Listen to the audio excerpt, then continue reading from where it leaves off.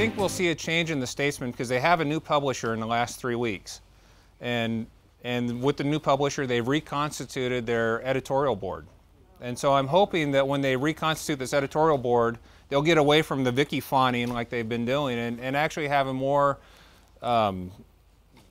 balanced and really a more fair, I don't know if fair is the right word, but just a more balanced approach. And just let's really look at the issues.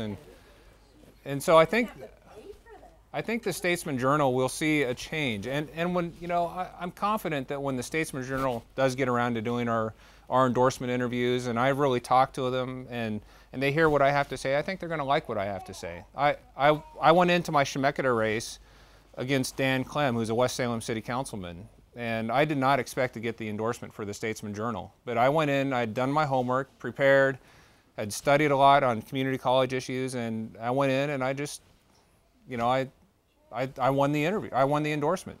You know, I convinced them that I was the best candidate, and that's what I'm hoping to do with Vicky. I'm just going to do my homework, continue working the district, and show them that the numbers are in my favor, and that, you know, regardless of what they say, you know, if they go against me, that the district, you know, the momentum is in our favor, and that you know, that they should, you know, give it a fair approach, and that's all I'm asking from them is just a fair shake.